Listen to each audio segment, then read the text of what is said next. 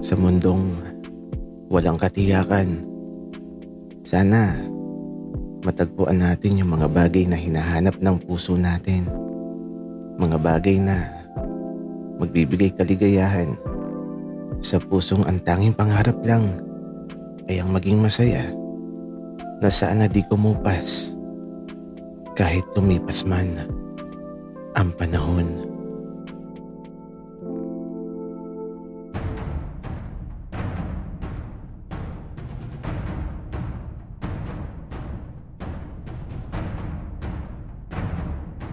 Kaibigan, huwag mong kalimutan mag-subscribe sa aming channel at huwag din kalimutan i-click ang notification bell at subscribe button. Subscribe na!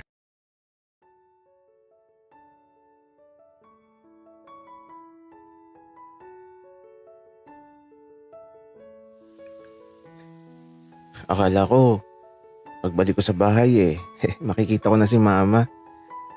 Kaya lang, wala pa din talaga siya hanggang ngayon. At aba, si Taka. Ang kulit, takbo ng takbo sa loob ng bahay habang hila-hila yung basahan sa may pintuan.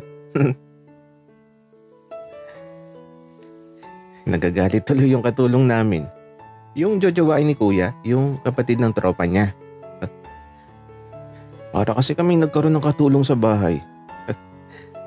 Aba, napakasipag pala nun.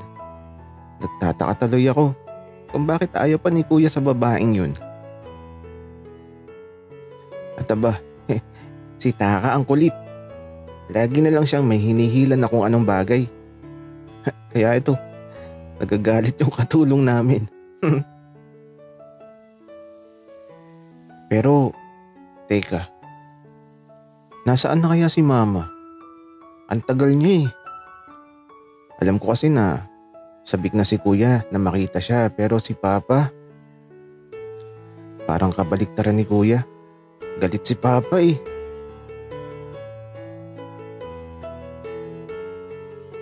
Taki, okay ka lang ba? Ang tahimik mo eh. Oo naman, Cairo. Okay lang ako. At saka, naisip ko lang, paano na kapag dumating na yung mama mo? Iniisip ko din talaga yan, Taki. Paano na kapag andyan na si mama? Ay nako, bahala na talaga. Basta kahit anong mangyari, dito ka lang sa tabi ko, Taki. Oo naman, Cairo. Lagi ako nasa tabi mo. Tara muna sa likod ng bahay niyo. Kumain ka muna ng hotdog. Oy, Taki, ano ba? Lagi na lang. Baka sabihin nila puro tayo kainan. Ay, oo nga pala, Cairo. Sorry po. Pero Cairo, kung di papayag ang papa mo na makatungtong dito ang mama mo, pwede naman na doon muna siya sa bahay. Taki, maganda yung naisip mo. Pero huwag ka mag-alala. Kasi papayag din naman si papa na makapasok dito si mama. Alam ko naman na mahal pa din niya ang mama ko. Sa bagay, tama ka naman, Cairo. Kasi kung mahal mo talaga ang isang tao, dapat handa ka magpatawad sa sugat na dulot ng nakaraan. Kasi ito yung magpapalaya sa'yo para muli mong maranasan na maging masaya. Uy, Taki, saan mo napupulot yung mga sinasabi mo? Cairo, ano ba? Siyempre, simula na makilala kita. Ang tanging gusto ko na lang ay ang maging masaya.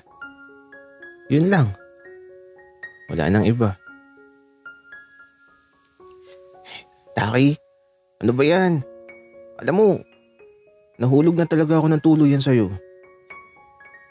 Ako din naman, Cairo. Hindi lang nahulog.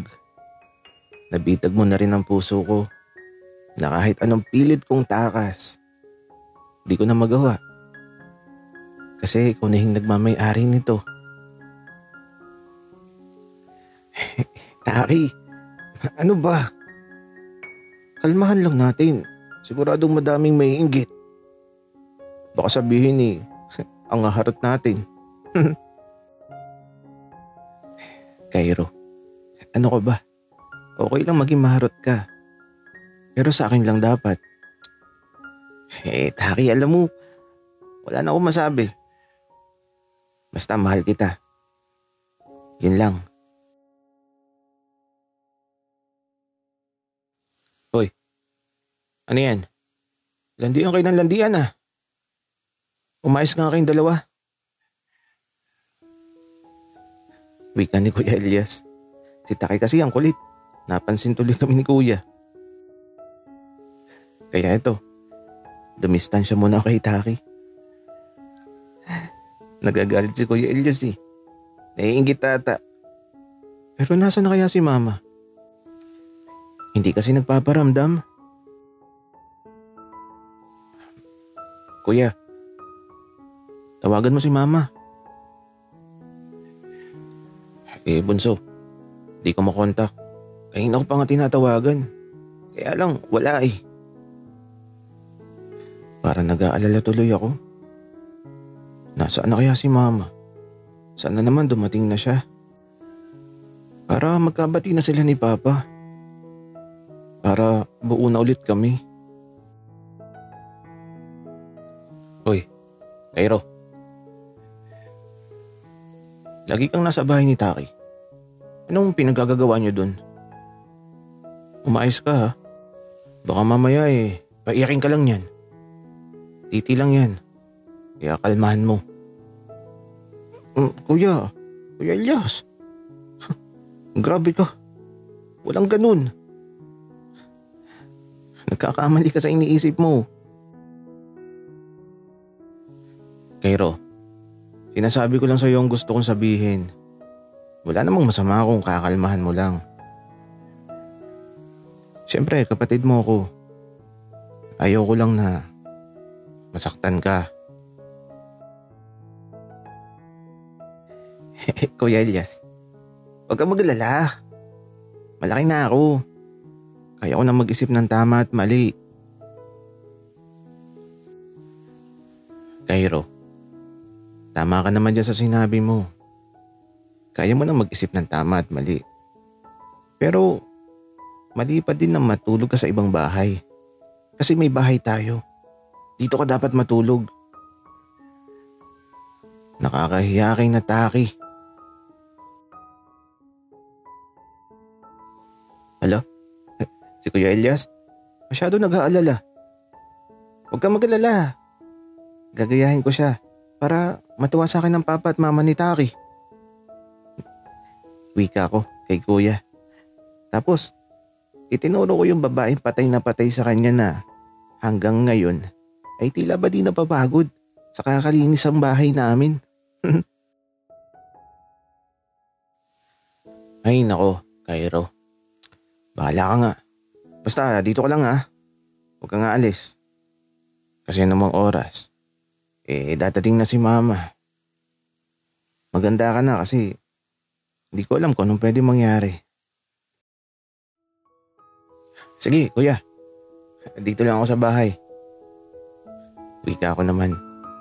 Kaya ito, andito lang talaga kami ni Taki sa loob ng bahay. Kasama si Taka na, ayun, gala ng gala.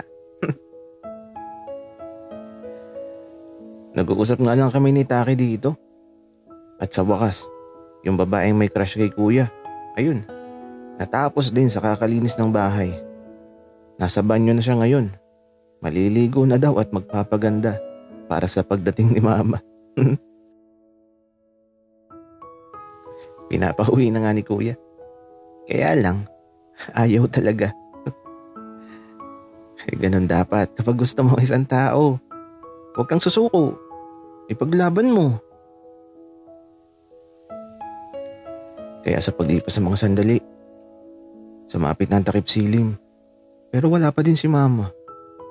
Nag-aalala na tuloy ako. Nagsisimula na kasing dumilim sa labas. Nasaan na kaya si Mama? Bakit wala pa siya?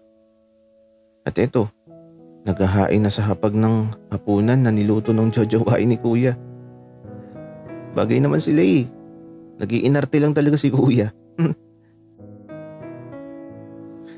Parang ang sarap ng pagkain ngayong hapunan. Nakikita ko pa lang nagugutom na ako. At si Taka, ayun, nasa ilalim na kaagad ng lamesa. At si Papa naman, eto, lumabas na siya sa silid niya. Tinawag ko na para makapaghapunan na kami. At aba, tuwan-tuwa si Papa kasi naman, napakasipag daw ng babae. Aba, at ang sabi pa ni Papa, pikutin na daw si Kuya Elias. Kaya naman si Kuya Elias, ayun, tutol na tutol talaga. Ewan ko ba kay Kuya? Wala na siyang hahanapin pa kasi perfect na talaga yung babaeng yun para sa kanya. At sa gitna ng masayang hapunan, napatigil ang lahat mula sa isang tinig na nanggagaling sa labas ng bahay. Isang tinig na nagpakababigla sa dibdib ko. Isang tinig na sana mapatawad ng Papa ko.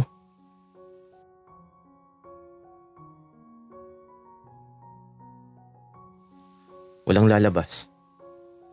Pabayaan niyo siya. Wika ni Papa. Papa, si Mama yun. Anak niya ako. Wika ni Kuya Elias. Kapag sinabi kong walang lalabas, walang lalabas. Wika muli ni Papa. Parang natakot ako bigla kay Papa. Pero si Kuya Elias, di siya napigilan ni Papa. Tumayo siya at nagtungo sa labas. At ilang saglit pang nakalipas, naramdaman ko na ang tila ba pagkasabik. Subalit natakot ako kasi si Papa, nanginginig ang mga kamao niya. Habang nakatulala, na tila ba may malalim na iniisip mula sa nakalipas na nagdulot sa kanya ng malalim na sugat.